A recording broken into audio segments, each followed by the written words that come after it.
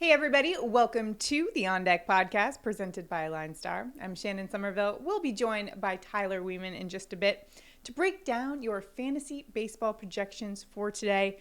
We'll also have your home run calls and of course our favorite prop bets of the day. But first things first, we have some weather to check in on because 4 of the 8 games for tonight, we're dealing with some rain conditions, starting with Philadelphia.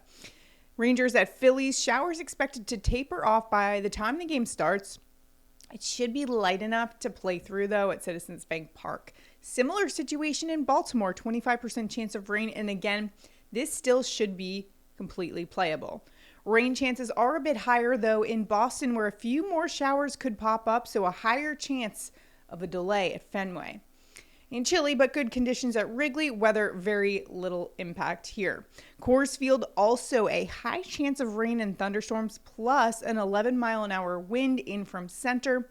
That could somewhat negate that Coors effect. There are several reports, though, that have the Storms missing the stadium altogether, but the threat is still there, 59%. Clear skies and a nice 12-mile-an-hour hitter's wind out to center at Dodger Stadium could be a night to add Jock Peterson or Freddie Freeman to the fantasy lineup. Now we bring in Tyler Wiemann to go over some of your daily fantasy projections. We'll also get to your prop bets and home run calls.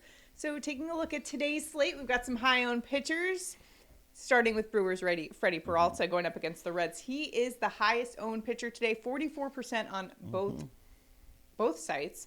Now, anytime we love to go against the Reds, so is that why people are picking Freddie Peralta? Like Grandma always says, I Your like playing the Reds. Yes, she does. She knows her stuff. Peralta's probably a little bit too cheap. He started the year with a couple outings where he had some struggles. It seemed like he had some command issues. But he's really figured it out. 2.74 FIP on the season, 26.6 combined K rate, and it's against Cincinnati. Joey Votto is still out. I think he's on the COVID list. And they're tied for last in the league in WRC plus, close to the bottom in pretty much every offensive advanced stat. So it's really just picking on the Reds again. Now, is this a guy you would want, knowing that he is 44% owned, would you fade people on this pick at all? Or would you go with him and then maybe? With today's slate, I think I'll probably end up playing him. Outside of the top dome pitchers, there's not a lot I love.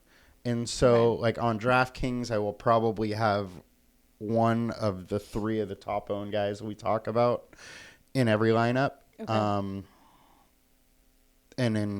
on FanDuel, I'd probably use one of them for sure. So another high owned guy that we're going to talk about is White Sox. Righty Lucas Giolito, he's going up against the Cubs today, and another guy, 40% or more owned on both sites, actually at 40%.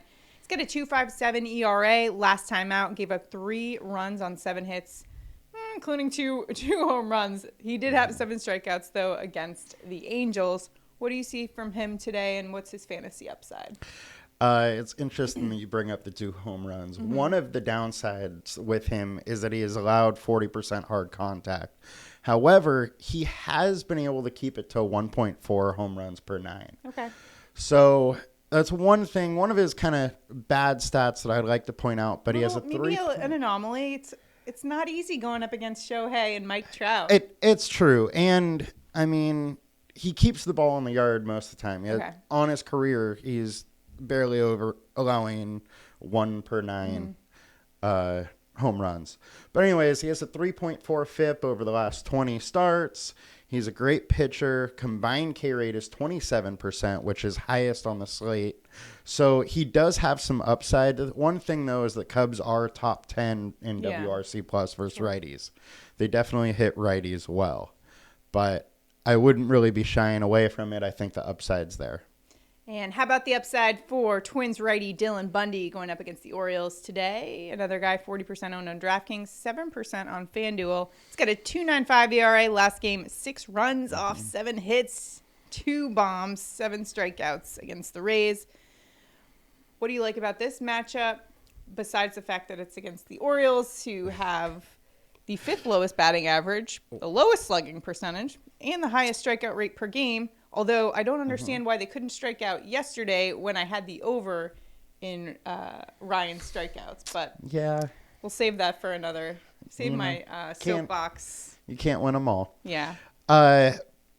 Bundy's interesting because he's had these huge up and down years. We might also talk about him in the lower stack or the low owned stacks portion here. But for this part, he is coming in high owned on DraftKings. On DraftKings, he is really a decision point. Do you want to go with ownership or not? On FanDuel, he's 7% owned. He's low owned, so I might take some chances. I'd be more inclined to take chances on him there. Okay. But Bundy's looking like his old self, the 2020 version, which was 9th in Cy Young voting. He has a 2.93 FIP, 22% K rate. Baltimore strikes out 24%. Sure. And you already pointed out all the bad offensive stats that Baltimore has. So he's definitely somebody you can take some chances on. Yeah, especially with the Orioles as bad as they are. And, you know, there's some upside. And if he is his 2020 version, he's going to be great at that price. If he's other year version, then you might want to stack against them. Let's take a look at some low-owned pitchers for today. You got Orioles righty Kyle Bradish going up against the Twins, or Bradish going up against the Twins. Last time out, gave up 3 runs off 5 hits, including a 2-run blast to Christian Arroyo in the second inning. But here's the thing about that. After that, he really settled in and kind of dialed in. Didn't, I think, allowed just 1 hit after that.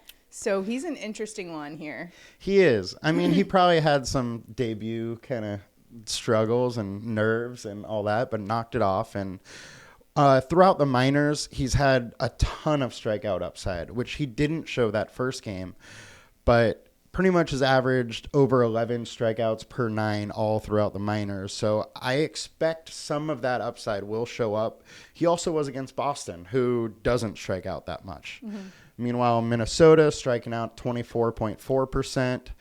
And the one minus thing is they are decent offensively against righties. They're 13th and 14th in most advanced stats. But maybe a good, value play there. He's super cheap. So if you want to pay up, using him will allow you to pay up for some bats. Nice. Well, the next one, huge fan of him, Nestor Cortez, nasty Nestor, going up against the Blue Jays today. A 1.31 ERA, hasn't given up more than 2 runs in any of his starts this year. Although he had just 3 strikeouts in his last game against the Royals, we know what he's capable of. He had a season high of 12. What do you expect for him today going up against Toronto? So Nasty Nestor and Alex Wood are both in very similar situations. So I wanted to kind of bring them both up because kind of bumped up in the same you deal. have these 2 pitchers who are both facing offenses that have the potential to be very powerful. So, what's the play? And both of them are coming in under 5%. They're both lefties versus good offenses, but the offenses are both better versus righties. Both of them, both the Dodgers and the Blue Jays, are like 19th and 21st in WRC plus. Of the 2 pitchers, Nasty Nestor definitely has the upside because his K rate is way higher. However, Wood might be a little safer. We don't really totally know what we get with Nasty Nestor yet. He's been great. He struggled a little bit last outing. And also, this is a Toronto team that has seen him this season. That's very true also. That's a great point to bring up. So I like both of them. Not crazy about it. Yeah. All of the low-owned pitchers today I'm not crazy about, but we got to bring up the obvious pivots off the high-owned guys are Wood and Cortez. Got to have some options for you guys out there. Absolutely. All right, let's take a look now at our stacks for the day. A little stack attack. Highest owned stacks right now. Colorado, no surprise here, going up against Nationals' Patrick Corbin. The Rockies, of course, with the highest average in baseball. No big deal. Patrick Corbin, he's been getting shelled the past few games. 8.69 ERA is where he's at, and you don't love that kind of an ERA going into Coors Field. No. Is this a good play? He also hasn't had great success in Coors Field. But yeah, Colorado looks great. I mean, they have the highest WRC plus in the league versus lefties. Versus Corbin, in 95 plate attempts, they're hitting 345. So Colorado is doing well against Corbin, most likely. Corbin's allowing 34% hard contact, 90 mile an hour average exit velocity. It's really a kind of a no-brainer to want to stack Colorado today. He has a 9 ERA, 3.82 FIP is the one thing where it's like, well, maybe he's got a little unlucky, but I mean, he's obviously past his prime. Well, let's take a look at the other side of this matchup, and you've got the Nationals, who are going to be going up against Rockies lefty Austin Gomber, who has a 3.86 ERA. He's been solid. Remember, he joined the Rockies in that trade for Nolan Arenado from the Cards. So Bud Black likes him. Do you like him for today in fantasy? Or is he going to get shelled? You know, I'm probably not playing him much. Maybe a little bit. However, he has been way better at home versus away. He has a 3.14 at home, 4.78 away. So he is at home. It's Coors Field, but it's still at home. He has a 3.4 FIP on the year. He's only allowing 0.9 home runs per 9. The one thing is his one start in Colorado, he did get shelled. He gave up 4 earned runs in 4.1 innings. It was 5 runs total. There was an error or something. The other thing is that Washington is bottom 10 versus WRC plus.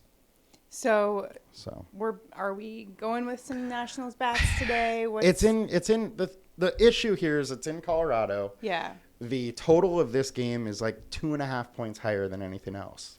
So it's almost like you have to go to get some guys from Coors Field. It's kind of a game theory thing here because so many people are going to be using bats from this field where I would say it's either like totally just exclude the game and try and make your best lineup or just go heavy on it and, stack it. Go all in. So. All right, let's maybe try to find some value plays for you in our lowest owned stacks. We've got the Yankees against the Blue Jays going up against Yusei Kikuchi, who's got a 5.52 ERA. And I always, when I see this, I know that you are probably taking some guys. It's like a weekly going holiday. Up against him. It's like a weekly holiday, Kikuchi Day in daily fantasy. So what do you like about the Yankees going up against him besides that 5.52 ERA? I like how every time you say the Yankees, you smile a little bit bigger. You know what? They give me a little bit of energy every time. And I'm not trolling you today. Was it 12-game win streak now? I'm not trolling you today either. Wow. That's nice. So in 66 plate attempts, Kikuchi is given up to the Yankees a 357 average, 4 home runs, and a 268 ISO. So they've hit him hard. They've gone out of the park. And meanwhile, this season versus lefties, the Yankees are first in ISO, first in slugging, 4th in WRC plus. And to top it off, Kikuchi's averaging 1.8 home runs per 9. So I like the Yankees today. Could be a great day for some Yankees sluggers, for sure. Another team to keep an eye on is the Orioles going up against Twins righty Dillon Bundy, who we kind of talked about in our pitching report. Bundy's coming off a rough outing where he gave up 6 earned runs, including 2 home runs, but did have 7 strikeouts against the Rays. So we know what Dillon Bundy's about. Do we think the Orioles, who haven't been great offensively, have enough, I guess, upside there to take a chance on them? Yeah, so me bringing them up is more so for DraftKings, and it's for the leverage of it. Bundy, with being super high owned, and we don't really know who he is, if he is 2020 version, Cy Young candidate, or mid-fives FIP guy who allows 2 home runs a game and, walks 3 batters. So until we kind of find out, I could see stacking against him. If he turns into his old self, you're automatically going to beat 40% of the lineups that had Bundy. And it just puts yourself in, another category to really go after it. So nice it's leverage play. Yeah, it's a leverage play, risk reward. And Got to take some chances sometimes, guys. You do. If you want to win. For the fences, as they say. Yeah, and then some other stacks that I do like is Boston and Milwaukee. I didn't talk about them, but I like both of them. All right. Well, speaking of swinging for the fences, it's time for our home run calls.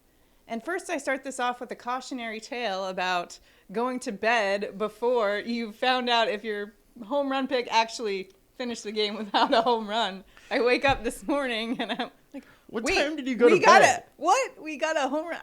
I'm winding down. I had, the truth was I was still a little salty about my prop not hitting. So I kind of, in a moment of disgust, I just turned the TV off, kind of unplugged a little bit, and it happens. Called it a night for that. And I called it too early because I did get Juan Soto's home run pick correct. Yes. Ryan got his pick as well. CJ Cron. So we were 2 for 3. Mm-hmm. And I think we need to have a dance for if all 3 of us get it, or we have to do something if all 3 of us get it correct sometimes. I don't know if that's a TikTok dance. I don't know what it is. If you guys have suggestions, please send it in. Well, I do think Ryan needs to send in a little shimmy for his home run call because you guys both got it. That's a great idea. So we'll add that to his list of things to do for today. All right, so let's take a look at our home run calls for today. Who are you going with? I am going to National Kikuchi Day. Okay. All rise for big AJ Aaron Judge to go yard. Judge is insanely hot right now. He has a 347 ISO versus lefties and 11 plate attempts versus Kikuchi. He's hit 2 home runs, and I'm going to say it's making it 3 tonight. Love to see it. Had a home run last night, and I don't know if you saw this, kind of a viral moment where the person who caught it was, I believe, a Blue Jays fan, turns around, gives it to the little kid with the Judge jersey. That was great. The kid was freaking out, just so excited. If it was reversed and it was in New York, no way that's happening. I guess. Ball would have been back on the field with some trash. That's true. Oh, man. You said you weren't trolling me today. Now I am. You lined me up. I am setting you up. Yep. All right. I'm going to get to my home run call here. And I'm going Freddie Freeman. This is a left-handed bat going up against giant southpaw Alex Wood. And this actually is former teammate from back in Atlanta. Freeman's got great numbers against Wood. 333 average with a home run. That's in 18 at-bats, so kind of a good sample size. And even though we traditionally think, the righty bats have to go up against the lefties, this is actually a case where Freeman is actually better against lefties this season. He's got a higher slugging percentage against lefties at 481. Not to mention this game is at Dodger Stadium, where his slugging percentage goes up to 525. And wind's blowing out tonight in LA. I think Freeman's taking 1 yard tonight against Wood. All right, so Aaron Judge and Freeman. We're going really out on a limb here. Yep. But we got some big sluggers tonight, and we'll have to see. Follow us on Twitter, and we will have all our home run calls, including Ryan's. He's our lead analyst on MLB and sends in all his picks, so we'll get his pick as well. And if we all go 3 for 3, we got to figure out a celebration for that. We got to step it up from the shimmy. Maybe a gritty? I don't know. You're just boiling me. Slow boil. Slowly turning it up. We're turning it up here on the On Deck podcast. And speaking of turning it up, it's time for our prop bets for the day. Now, I didn't hit mine yesterday, so I'm definitely looking to get myself back on track today. So you going back to the hitters? I'm going back to my comfort zone with hitters props. All right. I'll tell you where I'm headed. I'm headed to the lefty bat of Charlie Blackmon. We're going over 1.5 bases plus 105. Now, Blackmon has reached this mark in 50% of his games. Get this, though. Today, he'll be facing Nationals lefty Patrick Corbin. Now, against Corbin, Blackmon, 13 of 45 with 5 extra base hits and a slugging mark of 467. In addition, Corbin's fared worse against lefty bats this year, giving up a 438 average, 563 slugging, 2 lefties. Blackmon is a left-handed bat, does better against righties. However, even if he doesn't get to Corbin, the Nationals bullpen is giving up the 4th highest batting average to their opponents. So even if he doesn't get to Corbin, I think he gets to the bullpen, and I think he's going to get that 1.5 bases. Give me Chuck Nasty, people. Where you I headed love for the your thought? I love the analysis there. Really breaking it down. I really broke this one down. I got to get this one. Yep, I'm calling up the rook. All right. I'm going Kyle Bradish over 3.5 Ks for minus 138. The minus 138 is a little lower than I usually like to go, but I think the 3.5 number is way too low. In the minors, Bradish averaged over 11 Ks per 9. In spring training, he did the same. Minnesota's striking out at 24.4% versus righties. I just think that number's too low. We're going Kyle Bradish. All right. So, and I know that you were working on another prop. So, yes, we got to tease that a little bit. I have another one I like. If we get enough likes, clicks, everything on Twitter, okay. we'll So send the other one out. If we get a certain number of likes, follow us on Twitter. Remember, we're at LineStar, and we will release that for you. Yeah, we'll send it out. Value for you. All right. So if you're watching us on YouTube, be sure to like and subscribe just to keep up with everything that we're doing on there. And what else are we plugging? We're download the LineStar app to optimize your lineup. Remember, this is a site that basically will help you create the best possible lineup for daily fantasy. So you're going to want to check that out. That's going to do it for us today. We'll see you again tomorrow. Have a good one.